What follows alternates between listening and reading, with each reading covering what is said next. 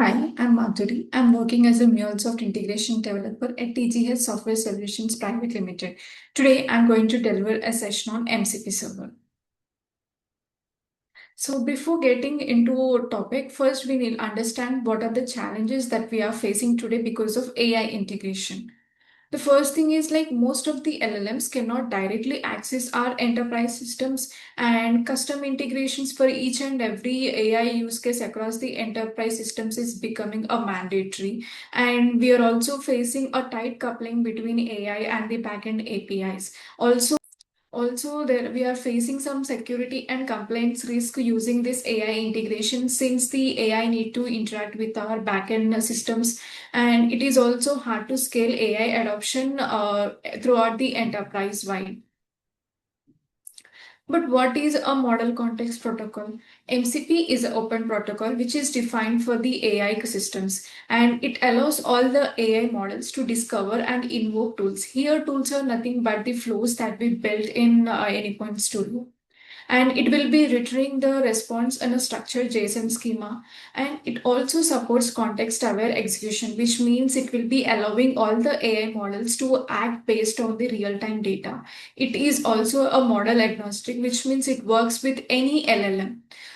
Think MCP as a USB-C port for all the AI applications. Just like this USB-C port provides a standardized way to connect to multiple electronic devices, here in MCP also provides a standard way to connect AI applications to the external systems. But why do we need our MCP? First reason would be like it is a standard protocol for AI to tool communication, and it will be decoupling all the AI models from the backend systems, and it also eliminates the need for custom AI connectors for each and every use case. It also enables secure and governed and controlled access to the enterprise systems. Also, it is scalable and reusable for the AI integrations. What are the core concepts of MCP server? Here, the key terminology of MCP server we would often hear is MCP client. It is an AI model or agent. MCP server, it is a tool provider. And tools, these are the executable functions that AI application can invoke to perform a certain actions called, for example, file operations, API calls, or database queries.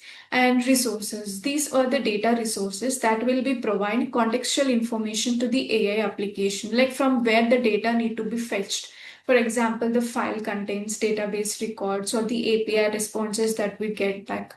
And coming to prompts, these are reusable templates that will help in structuring the interactions with the different language models, like different LLMs. For example, called system prompts, or a few short examples. Now let's see the MCP architecture. MCP would follow client to server architecture, where we would often hear a few terminologies called client and server. Here MCP clients are nothing but different AI IDEs such as Claude, Cursor AI, etc. Now here if you observe in this diagram, we are hosting with multiple MCP clients, for example Claude or Cursor AI. And here we are able to see three different servers where MCP server A is associated with data source A, and MCP server B associated with data source B, and server C with the remote service C where it is calling via web APIs. Now, when a user comes and give any prompt related to this server A of data source A, what exactly happens is like after a user giving the prompt, it will invoke a call to this MCP server A. From there, whatever operation that need to be done based upon the client prompt, it will do that and provide the response back to the MCP client using this MCP protocol. And this is how this MCP architecture would follow. And what is an MCP server in MuleSoft? Now here MuleSoft acts as a MCP complaint server, which is basically taking the request, and it will be exposing the enterprise APIs as the MCP tools. That means the flows as MCP tools. And it will be receiving the MCP complaint HTTP request, and it executes the Mule flows to interact with the backend systems as well, and it returns the JSON responses to the AI client.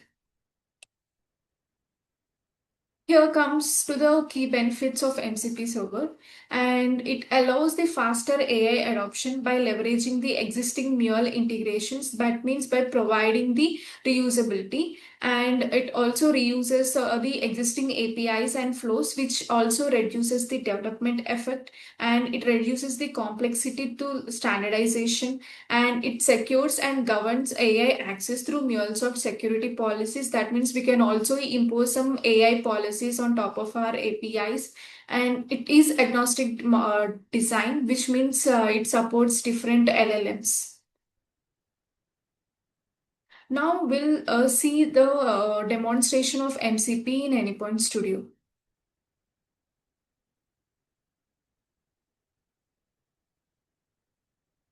So the main prerequisites in order to do this MCP server hands-on in MuleSoft is like we need to have the latest runtime version of Anypoint Studio, and we should have the JDK latest version, and we need to add the MCP server connector with the latest version. Here I have already added the latest version of MCP connector, which is 1.3.0.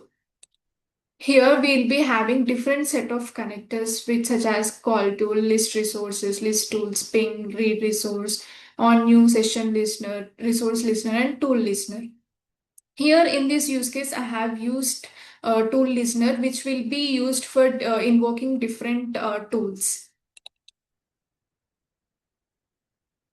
Coming to the connector configurations of MCP tool, uh, first we'll see the general configurations name. Here we have to provide a name which depicts our flow or the tool, and we have to provide a description, and our description should match with the name. So when a user comes and gives any prompt, it should fetch this name.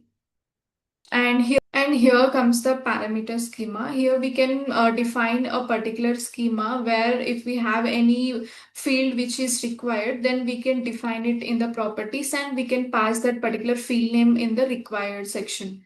And here we can decide the responses type. Like we can give the text as payload.raw, and we can also select the audience and the priority.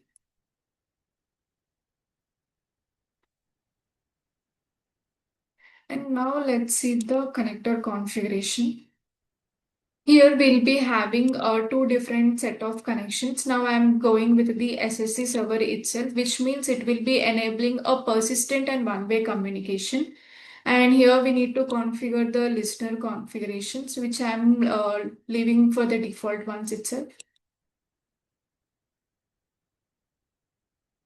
And here I'm also keeping the default SSC endpoint as well. And we need to pass the server name and the server version.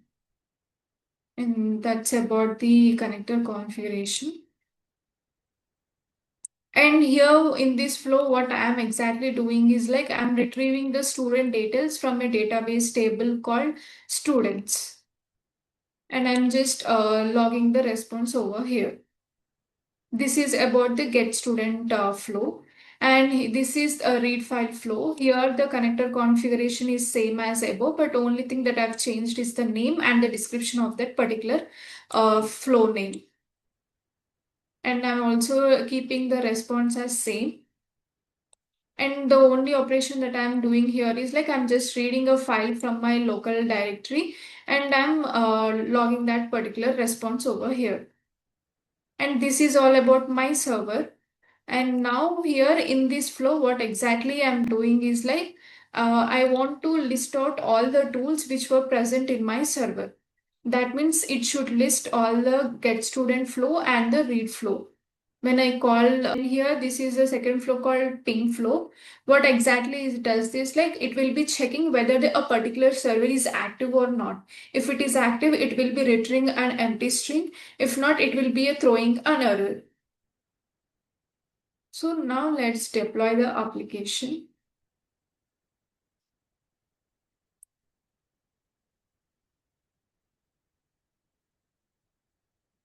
And we should also make sure that always our server is deployed, then only we can make any other calls. Meanwhile,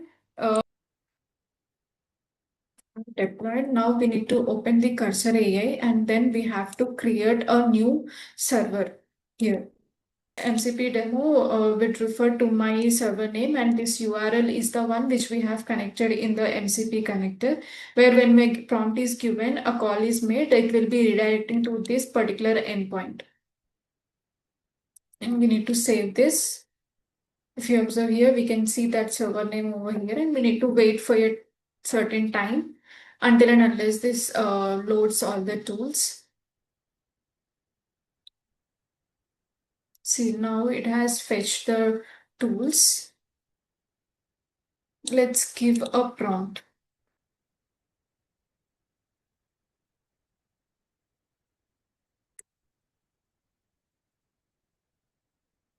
Now I have given the prompt, and this is my database table. Now it should give the all these details. Now it will be asking me to give the permission.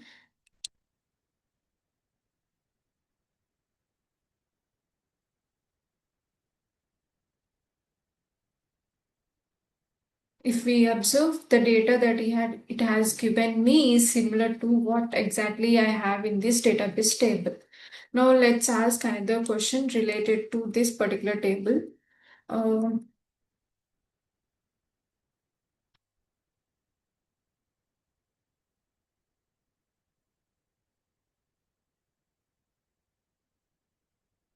Now I asked a question where only NCC candidates were there. So again, it has given me all the details. Now I'll ask the female details in the table.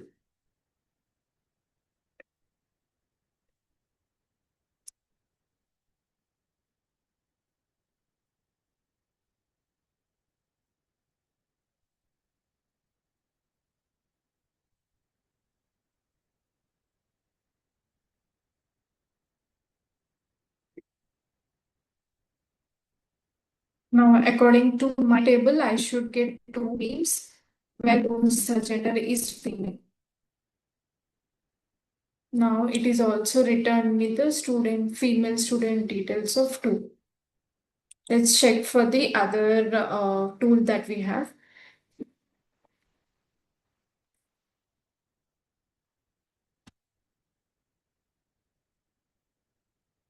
It should also ask me the permission to run. Yes, it asked. And now I should get these array of five details. Now let's see.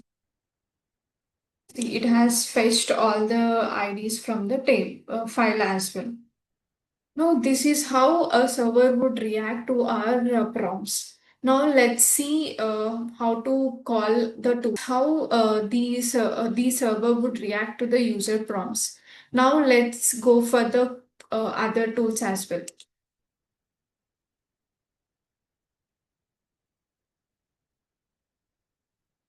Is working as expected. Now, I can make these calls, list tools, and the ping callers as well.